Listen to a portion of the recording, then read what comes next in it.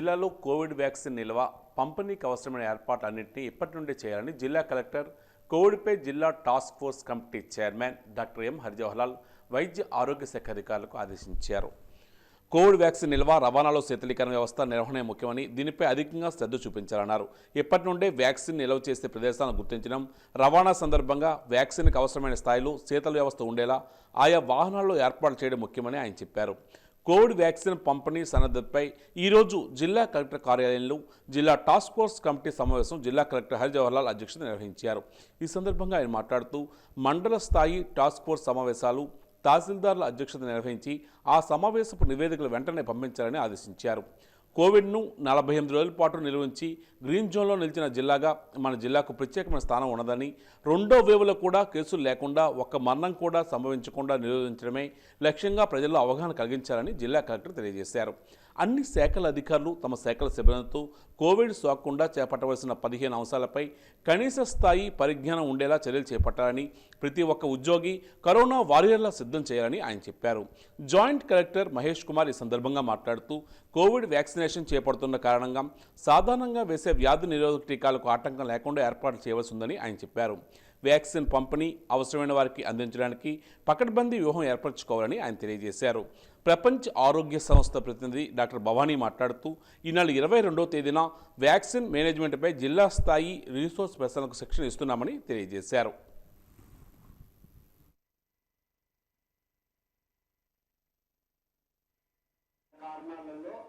అంటే అంత సులభమైనటువంటి మహమ్మారి, అది ప్రపంచ మహమ్మారి, అది దాన్ని మనం అంతగా ఆపగలిగాము అంటే because of so many reasons అవ్వచ్చు. మనకు ఉండేటటువంటి ఇక్కడ పీపుల్స్ యొక్క బిహేవియర్ కావచ్చు, పీపుల్స్ యొక్క హ్యాబిట్స్ కావచ్చు, మనం తీసుకున్నటువంటి కొన్ని కార్యక్రమాలు కావచ్చు, పర్టికులర్లీ శానిటేషన్ మీద, తర్వాత క్లీనింగ్ మీద, ఇవన్నీ కూడా వన్ ఆఫ్ ద రీజన్స్ కావచ్చు దీనికి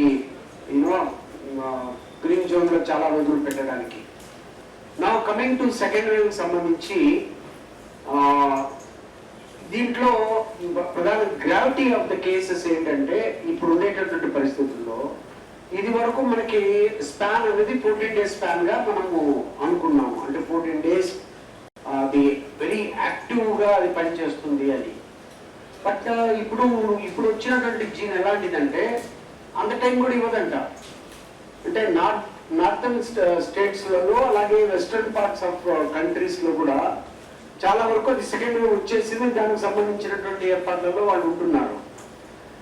వారు చెప్పినటువంటి వారి అనుభవంతో మనకు ఇచ్చినటువంటి ఇన్ఫర్మేషన్ ఏంటంటే అది చాలా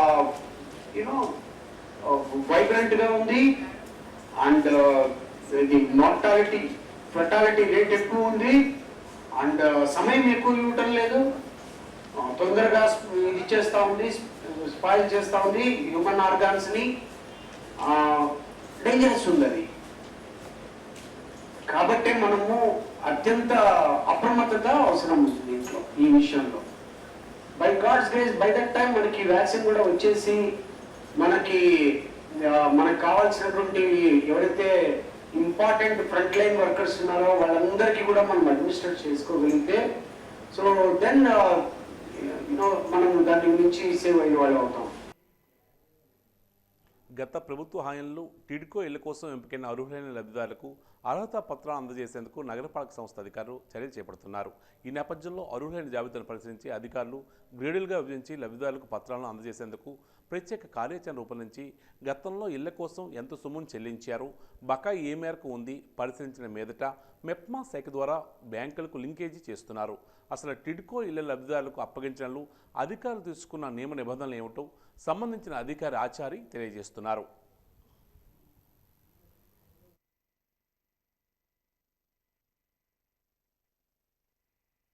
మున్సిపల్ కార్పొరేషన్కి సంబంధించి సారపల్లి సోనియానగర్కి సంబంధించిన పట్టాలు 1398 వచ్చాయి.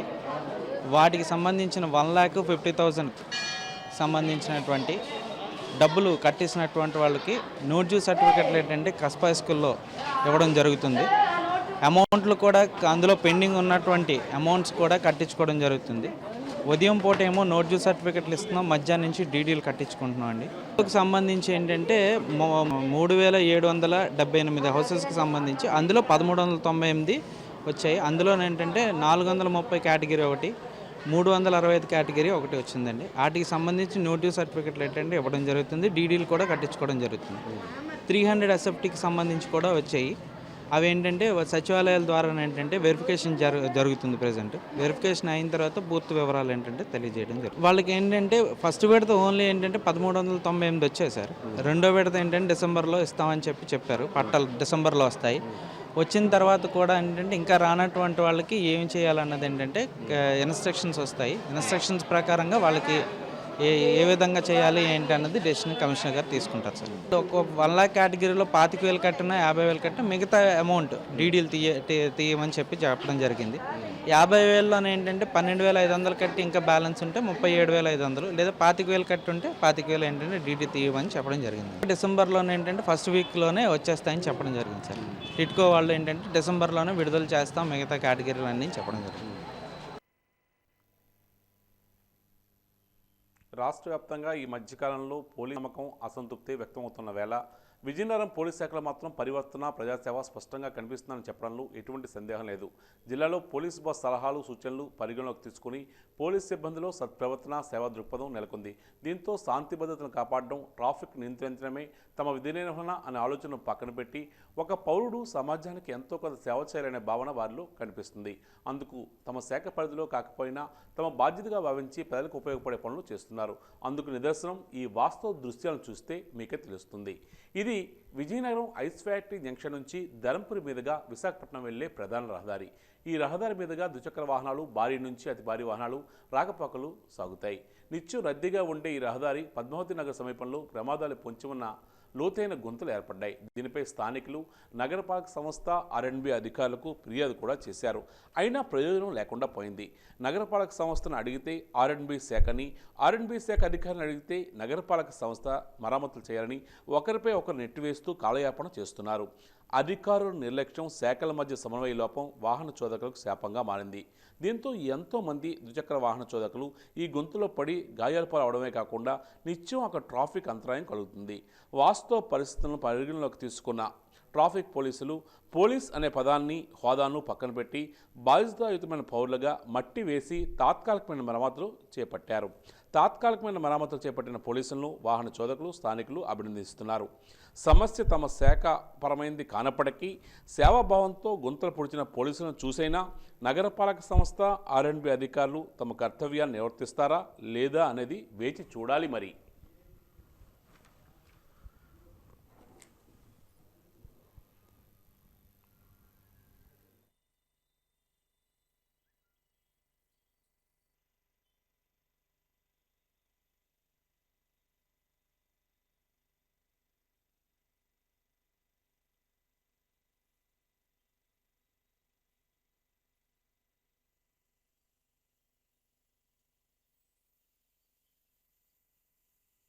జిల్లా వ్యాప్తంగా IIIT పరీక్షలు ప్రశాంతంగా జరిగాయి. విద్యార్థులకు ఎలాంటి అసౌకర్యాలు కలగకుండా సంబంధించిన శాఖాధికారులు అన్ని ఏర్పాట్లు చేశారు. ఉదయం 11 గంటలకు పరీక్ష ప్రారంభమైంది. కోవిడ్-19 నియంత్రణ దృష్ట్యా ప్రతి విద్యార్థి మాస్కును ధరించుకుని పరీక్షలు రాశారు. పట్టణంలోని కస్పా హై స్కూల్లో 120 మంది విద్యార్థులు పరీక్షకు హాజరయ్యారు. విద్యార్థుల మధ్య సామాజిక దూరాన్ని ఉండే విధంగా ఒక్కొక్క గదిలో 16 మంది విద్యార్థులు పరీక్ష రాసేటట్లు చర్యలు తీసుకున్నారు. ఆ పాఠశాల ప్రధాన ఉపాధ్యాయుడు శంకర్రావు IIIT పరీక్ష జరిగే విధానంపై మీడియాకు వివరించారు. పరీక్షలకు అన్ని రకాల చర్యలు తీసుకున్నామని స్పష్టం చేశారు.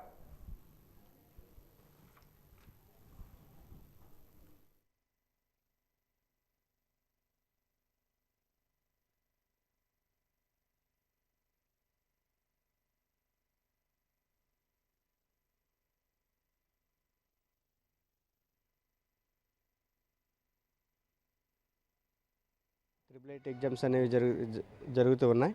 అందులో భాగంగానే విజయనగరం పట్టణంలో కస్పా స్కూల్లో ఈరోజు IIIT ఎగ్జామ్స్ని నిర్వహిస్తూ ఉన్నాము. మరి ఈరోజు కోవిడ్ నియమ నిబంధనలకు అనుసరించి 160 మంది విద్యార్థులు ఈ పరీక్షా కేంద్రానికి కేటాయించబడ్డారు. ప్రతి పరీక్ష గదిలో 16 మంది చొప్పున భౌతిక దూరం పాటిస్తూ వాళ్ళని సీటింగ్ అరేంజ్మెంట్స్ చేయడం జరిగింది.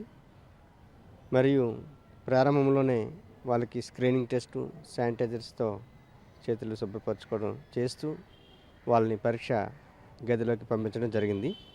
ప్రశాంతమైన వాతావరణంలో ఈ 888 ఎగ్జామ్స్ అనేవి రాస్తూ ఉన్నారు.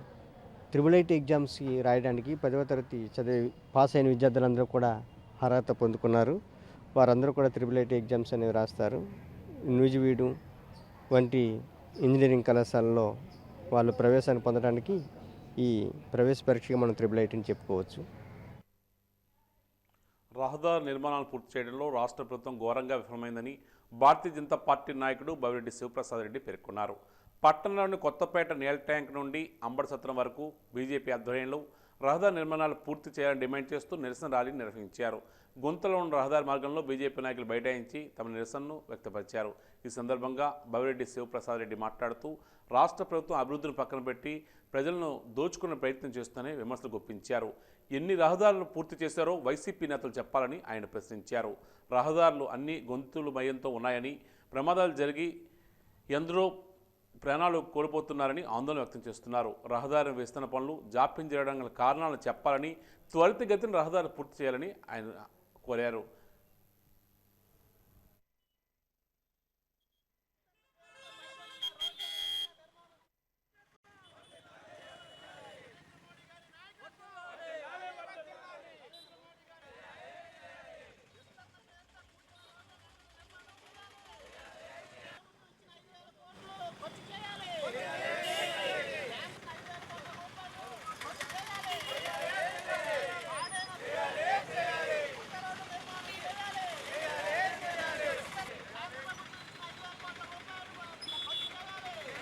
ఆంధ్ర ప్రభుత్వం ఇచ్చిన రోడ్ల నిర్మాణంకే ఇచ్చిన రాష్ట్రానికి ఇచ్చిన నిధులను రాష్ట్ర ప్రభుత్వం పక్కన పెట్టి పక్కద్రోవ పట్టించి కేవలం ఫాస్టర్లకి, అలాగే లాయర్లకి, అలాగే ఆటో డ్రైవర్లకి అనవసరంగా డబ్బులు ఇస్తూ అభివృద్ధిని కుంటుపరుస్తుంది అనే వాదంతో భారతీయ జనతా పార్టీ పూర్తిగా రోడ్ల అభివృద్ధి కోసం ఇచ్చిన నిధులను వెంటనే రోడ్ల అభివృద్ధికి ఖర్చు చేయాలి అని రాష్ట్రమంతటా ఈరోజు పిలుపునిస్తుంది.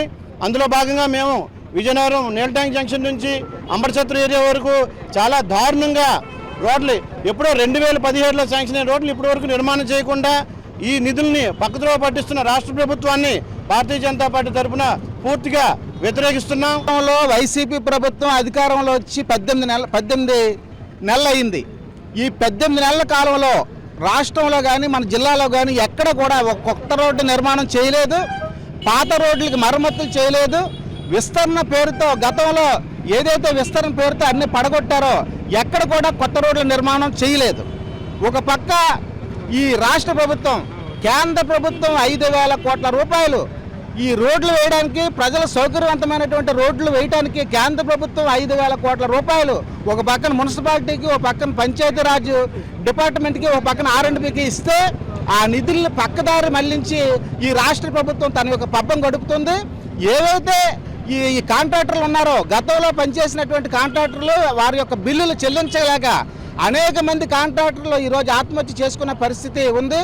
కాబట్టి ఈరోజు భారతీయ జనతా పార్టీ రాష్ట్ర వ్యాప్తంగా పాడైపోయిన రోడ్లు వెంటనే నిర్మాణం చేయాలని, ఎక్కడైతే విస్తరణ పేరుతో పడగొట్టారో ఆ రోడ్లన్నీ కూడా వెంటనే నిర్మాణం చేయాలని, ఎక్కడైతే కొత్త రోడ్లు లేవో కొత్త రోడ్లన్నీ నిర్మాణం చేయాలని ఈరోజు రాష్ట్ర వ్యాప్తంగా ఒక ఉద్యమాన్ని భారతీయ జనతా పార్టీ చేపట్టింది.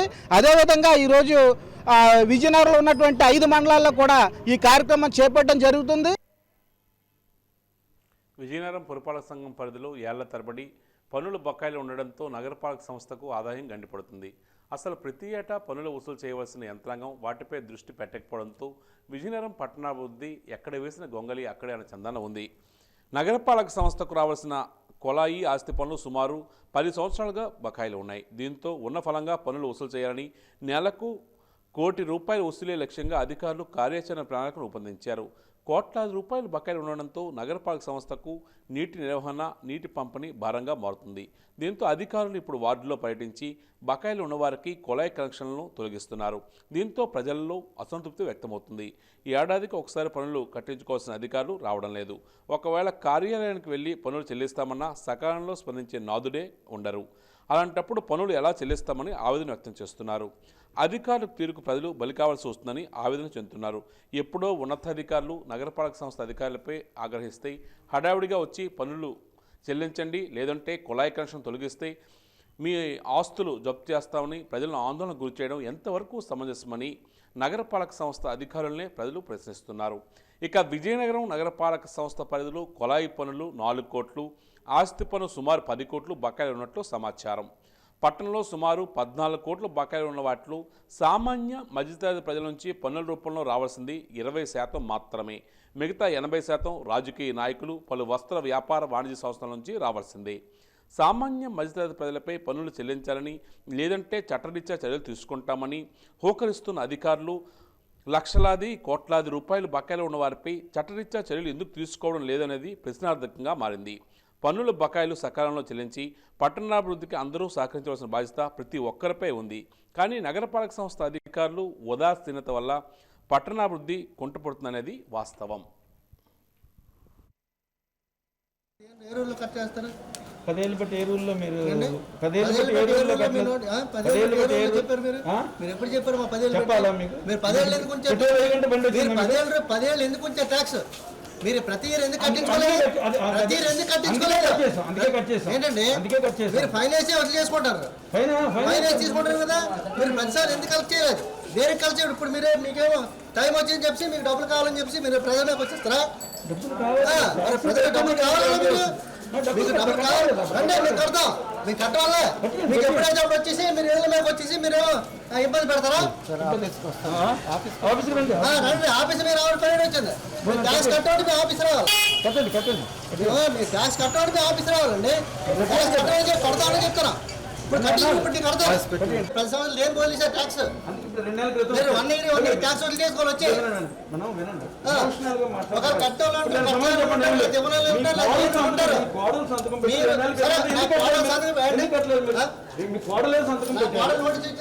ఎప్పుడు చెప్పింది నాకు ఇందాక, నాకు కోడలు నోటీస్ అమ్మాయి వచ్చి. తెలంగాణలోని జీహెచ్ఎంసీ ఎన్నికల్లో భారతీయ జనతా పార్టీ అనూహ్యమైన విజయం సాధించిందని, ఆంధ్రప్రదేశ్ రాష్ట్రంలో కూడా స్థానిక సంస్థల ఎన్నికల్లో బీజేపీ తన సత్తా చాటుతుందని బీజేపీ జిల్లా అధ్యక్షురాలు రెడ్డి పావని ఆశాభావాన్ని వ్యక్తం చేశారు. తెలంగాణలోని జీహెచ్ఎంసీ ఎన్నికల్లో బీజేపీ ఎక్కువ స్థానాలు సాధించినందుకు విజయనగరం జిల్లా బీజేపీ శ్రేణులు సంబరాలు జరుపుకున్నారు. బాణాసంచా కాల్చి వేడుకగా జరుపుకున్నారు. ఈ సందర్భంగా రెడ్డి పావని మాట్లాడుతూ ప్రధాని మోడీని నమ్మి తెలంగాణలో ఎక్కువ స్థానాలను అక్కడ ప్రజలు గెలిపించారని పేర్కొన్నారు. అధికారంలో ఉన్న టీఆర్ఎస్కు తగిన గుణపాఠం అక్కడ ప్రజలు చెప్పారని ఆమె చెప్పారు. ఆంధ్రప్రదేశ్లో కూడా బీజేపీ బలోపేతం అవ్వడానికి నేటి తెలంగాణ ఫలితాలే నిదర్శనమని స్పష్టం చేశారు. వైసీపీ ప్రభుత్వానికి ప్రత్యామ్నాయంగా బీజేపీ నిలుస్తుందన్నారు. ఈ కార్యక్రమంలో బీజేపీ నాయకులు కుసుమని సుబ్బారావు తదితరులు పాల్గొన్నారు. తెలంగాణలో భారతీయ జనతా పార్టీ విజయం ఆంధ్రప్రదేశ్ స్థానిక ఎన్నికలకు ఒక సంకేతం. భారతీయ జనతా పార్టీ ఆంధ్రప్రదేశ్లో గుప్తంగా ఉంది. ఇప్పుడే ఒకేసారి విజృంభిస్తుంది.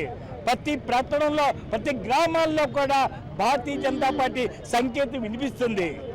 భారతీయ జనతా పార్టీ విజయం యావత్ భారతదేశానికి విజయం, యావత్ ప్రపంచానికి విజయం. అటువంటి భారతీయ జనతా పార్టీలో మనందరం కలిసి ఒక విజయయాత్ర, ఒక జైత్రయాత్ర చేస్తున్న ఈరోజు 40-50 సుమారు 50 సీట్లు వచ్చిన తెలంగాణ రాష్ట్రంలో, ఆంధ్రప్రదేశ్లో ఖచ్చితంగా మేము కూడా దానికి మించి విజయం సాధించాలని చెప్పి మేము కోరుతున్నాం. భారతీయ జనతా పార్టీ అనూహ్యంగా విజయం సాధించింది. ఇది ఎంతో గర్వకారణమని మనం చెప్పుకోవచ్చు. భారతీయ జనతా పార్టీ తెలుగు రాష్ట్రాలలో ఎదుగుతుంది అనటానికి, తెలుగు రాష్ట్రాల్లో భారతీయ జనతా పార్టీయే కేవలం ప్రత్యామ్నాయం అనటానికి ఇది ఒక ఉదాహరణగా మనం చెప్పుకోవచ్చు. ఎలాగైతే తెలంగాణలోని జీహెచ్ఎంసీ ఎన్నికల్లో కానివ్వండి, దుబ్బాక ఎన్నికల్లో కానివ్వండి భారతీయ జనతా పార్టీ తన యొక్క ప్రభంజనం చూపించిందో, అలాగే రానున్న స్థానిక సంస్థల ఎన్నికల్లో కూడా ఆంధ్రప్రదేశ్లో భారతీయ జనతా పార్టీ తన యొక్క ప్రభంజనం చూపిస్తుంది అని చెప్పి ఈ సందర్భంగా మేము అందరం కూడా తెలియజేస్తున్నాం. ఎంతో సంతోషకరంగా ఉంది. ప్రజలందరికీ కూడా నరేంద్ర మోడీ గారి నాయకత్వం మీద విశ్వాసం ఉంది అని చెప్పి తెలుగు ప్రజలు నిరూపించుకున్నారు ఈ సందర్భంగా.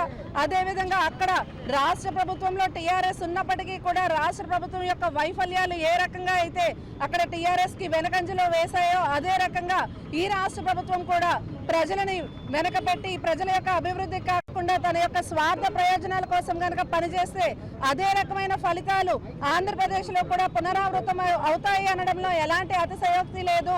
ఇప్పటికైనా రాష్ట్ర ప్రభుత్వం కళ్ళు తెరిచి ప్రజల అభివృద్ధి కోసం పాటుపడాలని చెప్పి ఈ సందర్భంగా విజయనగరం జిల్లా గజపతినగరంలో తన నివాసంలో మాజీ మంత్రి పడాల అరుణ తెలుగుదేశం పార్టీ నాయకులు కార్యకర్తలతో సమావేశం నిర్వహించారు. ఈ సమావేశానికి నియోజకవర్గ స్థాయి కార్యకర్తలు ఆమె అనుచరులు పాల్గొన్నారు. పార్టీలో తనకు ఎదురవుతున్న అవమానాలు, తన బాధలు, ఇబ్బందులు కార్యకర్తలకు తెలియజేశారు. వారి అభిప్రాయాలను అడిగి తెలుసుకున్నారు. పార్టీ ఆవిర్భావం నుంచి పార్టీలో ఉంటూ 3 సార్లు ఎమ్మెల్యేగా, మంత్రిగా, జిల్లా పార్టీ అధ్యక్షురాలుగా చేసిన తనకు సముచిత స్థానం పార్టీలో లేకపోవడంతో మనస్తాపన గురైనట్లు ఆమె ఆవేదన వ్యక్తం చేస్తున్నారు. ఎన్నికల్లో నా అవసరం ఉన్నప్పుడు ఇప్పుడు ఈ పార్టీ కార్యక్రమాలకు ఎందుకు పిలవడం లేదని ఆమె ప్రశ్నించారు. నియోజకవర్గ పరిధిలో ఉన్న పరిస్థితులను, మనకు జరుగుతున్న అవమానాలను జిల్లా పార్టీ దృష్టికి తీసుకువెళ్లి స్పందన మేరకు తుది నిర్ణయం తీసుకుంటామని సమావేశానికి హాజరైన వాళ్ళు మెజార్టీ నాయకులు చెప్పడంతో ఆమె సుముఖత వ్యక్తం చేశారు.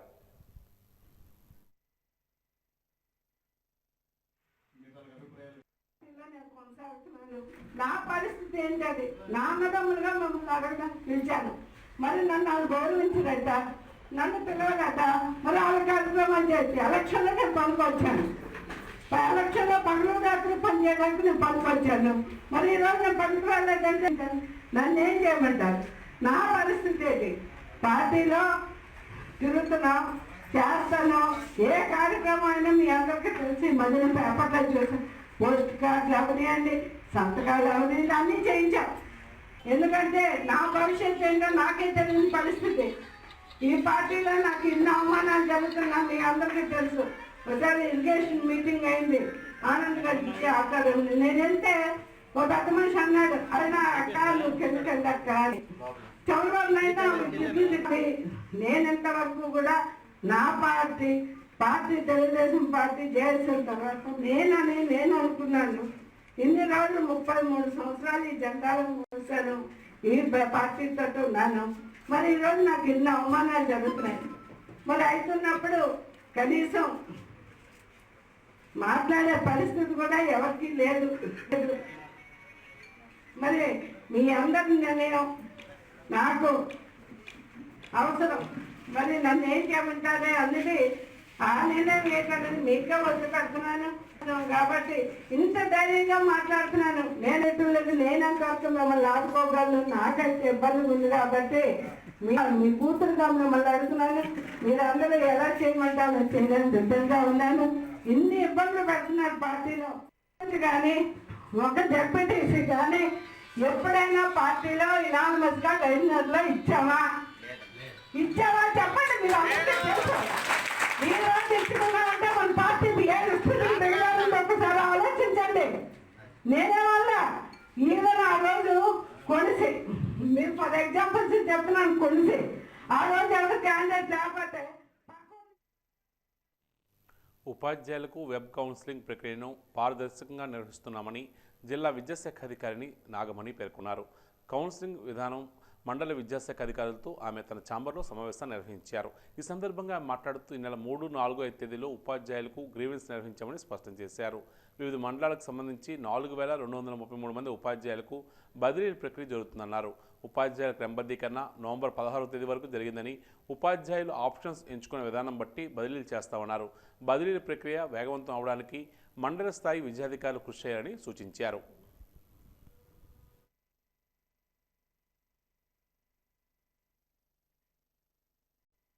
అయితే మనకి టీచర్స్ అందరికీ కూడా గ్రీవెన్సెస్ అనేవి 3, 4, 5 తారీఖులలో ఇచ్చారు. యాక్చువల్గా 4వ తారీఖు వరకే ఇచ్చారు, కానీ మరి సర్వర్ డౌన్ అవ్వడం వల్ల ఈ రోజు కూడా ఇవ్వడం జరిగింది. అయితే మండల స్థాయిలో టోటల్గా మన విజయనగరం జిల్లాకు సంబంధించి 4233 మంది ఉపాధ్యాయులు ట్రాన్స్ఫర్స్కి అప్లై చేసుకున్నారు. ఇందులో 1668 మంది కంపల్సరీ, అలాగే సర్ప్లస్ టీచర్స్ ఉన్నారు. వీళ్ళందరూ కూడా 1658 మంది కూడా ఈ నెల 24వ తారీఖు తర్వాత వాళ్ళకి ఆప్షన్స్ కూడా అన్నీ కూడా వాళ్ళు పెట్టుకోవడం జరుగుతుంది. ఈ ఆప్షన్స్ ఏవైతే రేపు 11వ తారీఖు నుంచి వాళ్ళకి వేకెన్సీస్ అన్నీ డిస్ప్లే చేసిన తర్వాత ఒక 10 రోజులు స్టేట్ లెవెల్లో వీళ్ళు ఆప్షన్స్ పెట్టుకోవడం జరుగుతుంది. దీనికి సంబంధించి మండల స్థాయిలో ఎక్కడైనా ఏదైనా గ్రీవెన్స్ ఉంటే, గ్రీవెన్సెస్ అంటే ఎక్కడైనా స్పౌజ్ విషయంలో కానీ, ప్రిఫరెన్షియల్ కేటగిరీస్ విషయంలో కానీ, లేకపోతే కేటగిరీస్ గతంలో 4th కేటగిరీ ఉండి ఇప్పుడు ఏదైనా కేటగిరీ యాడ్ అవ్వకపోయినా ఆ ఇష్యూస్లలో ఈరోజు ఎంఈఓస్ అందరినీ కూడా మండల హెడ్ క్వార్టర్కి పిలవడం జరుగుతుంది. అయితే మిగతా జిల్లాల మీద పోల్చుకుంటే విజయనగరం జిల్లాలో మాత్రం రేషనలైజేషన్ పరంగా చూసుకున్న ఈ ట్రాన్స్ఫర్ అప్లికేషన్స్ టీచర్స్ అందరూ కూడా మొన్న 12వ తారీఖుతో లాస్ట్, ఆ డేట్ నుంచి చూసుకున్న తర్వాత కూడా మనకి 16వ తారీఖు వరకు టీచర్స్ అందరూ వారి లెవెల్లో ట్రాన్స్ఫర్స్కి అప్లై చేసుకున్నారు. కానీ గ్రీవెన్సెస్ చూసుకుంటే మిగతా జిల్లాల కంటే మన జిల్లాలో చాలా తక్కువగా రావడం జరిగింది. దీనికంతా ప్రజా పంపిణీ వ్యవస్థ ద్వారా జిల్లా పౌర సరఫరాల శాఖ ఆధ్వర్యంలో రేషన్ షాపుల్లో రేషన్ పంపిణీ ఈ రోజు నుంచి నిర్వహిస్తున్నామని డిఎస్ఓ పాపారావు పేర్కొన్నారు. ఈరోజు ఆయన తన కార్యాలయంలో వాజీ న్యూస్తో మాట్లాడారు. జిల్లా వ్యాప్తంగా 7,18,000 రేషన్ కార్డుదారులకు రేషన్ సరుకులు అందిస్తున్నామని తెలియజేశారు. ఈ రోజు నుంచి డిసెంబర్ 16వ తేదీ వరకు రేషన్ ఇస్తున్నామన్నారు. కోవిడ్-19 నియంత్రణ దృష్ట్యా ప్రతి ఒక్కరూ మాస్కులు ధరించుకుని శానిటైజర్తో చేతులు శుభ్రపరుచుకుని రేషన్ పొందాలన్నారు. రేషన్ కార్డులో ఉన్న ప్రతి ఒక్కరికి 5 కిలోల చొప్పున కిలో బియ్యం రూపాయికి ఇస్తున్నామని తెలియజేశారు. కిలో కందిపప్పు 67 రూపాయలకు రేషన్ షాపుల ద్వారా ఇస్తున్నామన్నారు. ఏఏవై కార్డుదారులకు పంచదార కిలో 13 రూపాయల 50 పైసలకు, తెల్ల కార్డుదారులకు అర కేజీ 17 రూపాయలకు ఇస్తున్నామని పేర్కొన్నారు. డిసెంబర్ నెల పీడిఎస్ డిస్ట్రిబ్యూషన్ అనేది మనకి ఈ రోజు నుంచి జిల్లాలో ప్రారంభమైంది. జిల్లాలో గల 7,18,000 మంది కార్డుదారులకు, అంటే ఇటీవల నూతనంగా జారీ చేయబడిన 12,000 కార్డుదారులకు కలుపుకొని మొత్తం 7,18,000 కార్డుదారులకు రేషన్ డిస్ట్రిబ్యూషన్ పీడిఎస్ పథకం కింద జారీ చేయడం ఈరోజు ఉదయం 6 గంటలకు ప్రారంభమైంది. ఈ విడతలో ఈసారి మనం ఇస్తున్నామంటే మామూలుగా పీడిఎస్ క్వాంటిటీ గత నెలలో మనం అంటే కరోనాకు ముందు మనం ఏ విధంగా అయితే స్కేలు ఏ విధంగా అయితే రేట్లు ఉన్నాయో అదే విధంగా ఇస్తారు. బియ్యం మనిషికి 5 కిలోలు చొప్పున కిలో రూపాయి చొప్పున కార్డులో ఎంతమంది ఉంటే అన్ని 5 కిలోలు ఇస్తారు. అదేవిధంగా కార్డుకి కిలో కందిపప్పు కిలో 67 రూపాయలు చొప్పున కార్డుకి కిలో కందిపప్పు. అదేవిధంగా ఏఏవై కార్డు అయితే ఏఏవై కార్డుకి పంచదార కిలో 13 రూపాయల 50 పైసలు చొప్పున, తెల్ల కార్డుకి అయితే అరకిలో పంచదార వస్తుంది. దాని రేటు అరకిలో పంచదార రేటు 17 రూపాయలు. ప్రభుత్వం వారు కల్పిస్తున్న ఈ పథకాన్ని అందరూ ఈ ప్రస్తుత కరోనా పరిస్థితుల్లో కరోనా సోషల్ డిస్టెన్స్లు పెట్టుకొని అందరూ లబ్ధి పొందవలసిందిగా కోరుతున్నాము. అదేవిధంగా రేషన్ తీసుకునే సమయంలో మాస్కులు ధరించి ఎఫ్పీ షాప్ విజయనగరం జిల్లా గైప్నగరం భారతీయ జనతా పార్టీ ఆధ్వర్యంలో రోడ్లు అధ్వానంగా ఉన్నాయంటూ ఆందోళన వ్యక్తం చేస్తున్నారు. ప్రధానంగా గైప్నగరం చెంపావతి నది మీద ఉన్న వంతెన నుంచి మానాపురం మీదుగా రామభద్రపురం వరకు జాతీయ రహదారి 26 గుంతలమయంగా మారడంతో అనేక ప్రమాదాలు జరుగుతున్నాయని గైప్నగరం నియోజకవర్గం సమన్వయకర్త దేవరీశ్వరరావు ఆరోపిస్తున్నారు. కోట్లాది రూపాయల నిధులు మంజూరు చేసినప్పటికీ రోడ్లు భవనాల శాఖ అధికారులు పనులు జరిపించడంలో అలసత్వం చూపిస్తున్నారని ఆయన అన్నారు. మేజర్ పంచాయతీ అయిన గైప్నగరంలో ఎంఆర్ఓ ఆఫీస్ రోడ్డు మరీ అధ్వానంగా తయారైందని పేర్కొన్నారు. ఈ కార్యక్రమంలో బీజేపీ నాయకులు కేఎన్ఎం శర్మ, ఏడుకొండలు, కామేశ్వరరావు, భారతి తదితరులు పాల్గొన్నారు.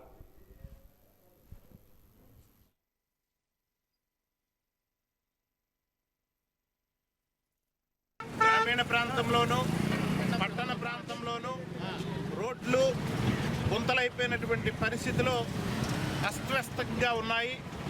వాటిని పాలకుల దృష్టికి తీసుకెళ్ళి వాటిని సరిదిద్దే అవసరం ఎంతైనా ఉందని భావిస్తూ ఆదేశాలు ఇవ్వడం జరిగింది. దాన్ని పురస్కరించుకొని ఈరోజు గజపతినగరం నియోజకవర్గంలో ఈ కార్యక్రమాన్ని జరిపిస్తున్నాం. విషయం ఏమిటంటే పాలకులు అధికారం కోసం ఎన్నికలప్పుడు ఇచ్చినటువంటి హామీలను నెరవేర్చకుండా రోడ్లను గుంతలమయమైనప్పటికీ కూడా గ్రామీణ రోడ్లు అయితేనేమి పట్టణంలో ఉన్నటువంటి అంతర్ రోడ్లు అయితేనేమి బాగు చేయకుండా ఎక్కడికక్కడ రోడ్లు గుంతలతో పడి ఉన్నాయి. ప్రజలు ప్రజాప్రతినిధులు భాగస్వాములు చేస్తూ జిల్లాలో డిసెంబర్ 7వ తేదీ నుండి 21వ తేదీ వరకు నిర్వహించే పారిశుధ్య పక్షోత్సవాలను విజయవంతం చేయాలని జిల్లా కలెక్టర్ హరిజవహర్లాల్ మండల ప్రత్యేక అధికారులకు ఆదేశించారు. ప్రజలు భాగస్వాములు అయితేనే ఆయా గ్రామాల్లో పారిశుధ్యం మెరుగుపడుతుందని, అందువల్ల పారిశుధ్య పక్షోత్సవాలను మండలంలో ఎంపిక చేసిన 10 గ్రామాల్లో అన్ని వర్గాల ప్రజలను ఈ కార్యక్రమంలో పాల్గొనేలా ప్రోత్సహించి పారిశుధ్య నిర్వహణకు మెరుగుపరిచి ఆయా గ్రామాలను సంపూర్ణ పారిశుధ్య గ్రామాలుగా తీర్చిదిద్దాలని పేర్కొన్నారు. మండల ప్రత్యేక అధికారులతో ఈరోజు కలెక్టర్ కార్యాలయంలో మనము మన పరిశుభ్రతపై జిల్లా కలెక్టర్ ఒక సమావేశాన్ని నిర్వహించారు. ఈ సందర్భంగా జిల్లా కలెక్టర్ మాట్లాడుతూ పరిశుభ్రంగా, పచ్చదనంగా, ఆరోగ్యంగా మన విజయనగరం అనే నినాదంతో మన జిల్లాలో కార్యక్రమాలు ఎప్పటి నుండో చేపడుతున్నామని, దీని కొనసాగింపుగా పరిశుభ్రత కార్యక్రమాలు నిర్వహించాలని తెలియజేశారు. 7వ తేదీన జిల్లా కేంద్రంలో పక్షోత్సవాల ప్రారంభ ర్యాలీ, వ్యర్థాలపై యుద్ధం పేరుతో చేపడుతున్న పక్షోత్సవాల ప్రారంభోత్సవ కార్యక్రమంలో భాగంగా ఈ నెల 7వ తేదీ సోమవారం ఉదయం 7 గంటలకు జిల్లా కేంద్రంలోని కోట జంక్షన్ నుండి ఐకోనెల్ వరకు ర్యాలీ చేపడుతున్నట్లు కలెక్టర్ తెలియజేశారు. ఈ సందర్భంగా నిర్వహించే ర్యాలీలో సచివాలయ ఉద్యోగులు, వాలంటీర్లు, మున్సిపాలిటీ సిబ్బంది తదితరులు పాల్గొంటారని, అనంతరం ఐకోనెల్ వద్ద ప్రారంభిస్తామని తెలియజేశారు. లాంచ్ అవుతుంది. సో 7 నుంచి 21వ తేదీ వరకు ఈ ప్రోగ్రాం కొనసాగుతుంది. అన్ని గ్రామాల్లో, అంటే ప్రతి మండలంలో మన పరిశుభ్రత అనే కార్యక్రమంలో ప్రతి మండలంలో 10 గ్రామాలను ఎంపిక చేయడం జరిగింది. సో ఈ విధంగా మన జిల్లాలో 34 మండలాల్లో కూడా 10 గ్రామాల్లో ఎంపిక చేయబడిన 10 గ్రామాల్లో ఈ కార్యక్రమం జరిపించాల్సిన అవసరం ఉందన్నమాట. సో 7వ తేదీన జిల్లా స్థాయిలో జిల్లా కలెక్టర్ గారి ఆధ్వర్యంలో, స్థానిక శాసనసభ్యుల ఆధ్వర్యంలో ఒక ర్యాలీ నిర్వహించబడుతుంది. అదే లాంచింగ్ అవుతుంది. ఉదయం 7 గంటల నుంచి మనం కోట జంక్షన్ నుంచి ర్యాలీ ప్రారంభించి ఐకోనేర్ గట్టు వరకు ఈ ర్యాలీతో వెళ్ళడం జరుగుతుంది. ఐకోనేర్ గట్టు మీద సెన్సిటైజేషన్ మీటింగ్ కూడా జిల్లా కలెక్టర్ ఆధ్వర్యంలో మనం నిర్వహించడం జరుగుతుంది. ఈనాటి వాజీ వార్తలు ముగించే ముందు ముఖ్యాంశాలు మరోసారి. కోవిడ్ వ్యాక్సిన్ పంపిణీ సన్నద్ధతపై టాస్క్ ఫోర్స్ కమిటీతో సమావేశం నిర్వహించిన జిల్లా కలెక్టర్. కోవిడ్ వ్యాక్సిన్ నిల్వ, రవాణా, శీతలీకరణ వ్యవస్థ నిర్వహణపై మరింత శ్రద్ధ పెట్టాలన్న డాక్టర్ ఎం హరిజవహర్లాల్. BMC పరిధిలో ఏళ్ల తరబడి పనుల బకాయిలు వసూలు చేస్తున్న అధికారులు, లబోదిబం అంటున్న పట్టణ ప్రజలు.